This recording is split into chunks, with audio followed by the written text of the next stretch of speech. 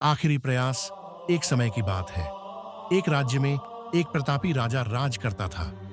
एक दिन उसके दरबार में एक विदेशी आगंतुक आया और उसने राजा को एक सुंदर पत्थर उपहार में दिया। राजा वह पत्थर देख बहुत प्रसन्न हुआ।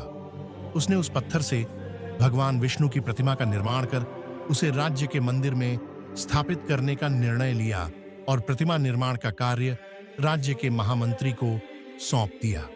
महामंत्री गांव के सर्वश्रेष्ठ मूर्तिकार के पास गया और उसे वह पत्थर देते हुए बोला, महाराज मंदिर में भगवान विष्णु की प्रतिमा स्थापित करना चाहते हैं।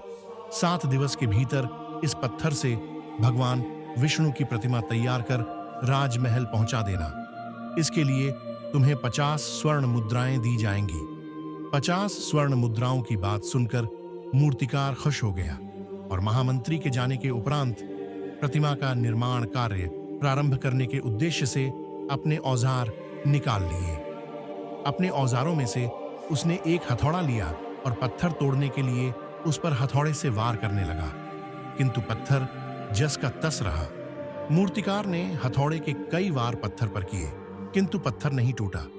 50 बार प्रयास करने के उपरांत मूर्तिकार ने अंतिम बार प्रयास करने के उद्देश्य से हथौड़ा उठाया, किंतु यह सोचकर हथौड़े पर प्रहार करने के पूर्व ही उसने हाथ खींच लिया कि जब 50 बार वार करने से पत्थर नहीं टूटा तो अब क्या टूटेगा।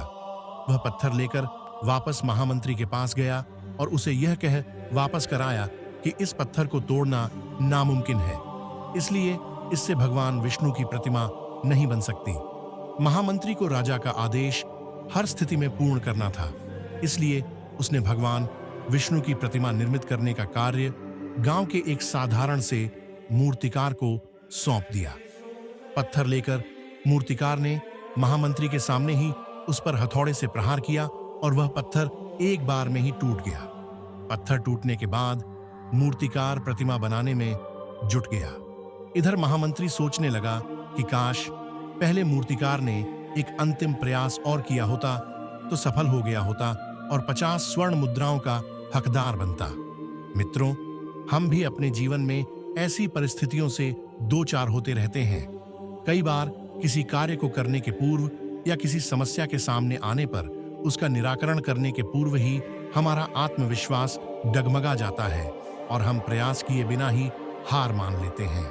कई बार हम 1-2 प्रयास में असफलता मिलने पर आगे प्रयास करना छोड़ देते हैं, जबकि हो सकता है कि कुछ प्रयास और करने पर कार्य पूर्ण हो जाता या समस्या का समाधान हो जाता।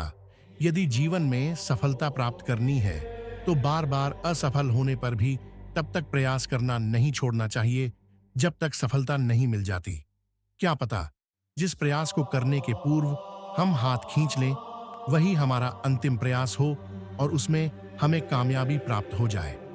दोस्तों, वीडियो अच्छी लगी हो तो लाइक करें और मेरे चैनल को सब्सक्राइब करें। धन्यवाद।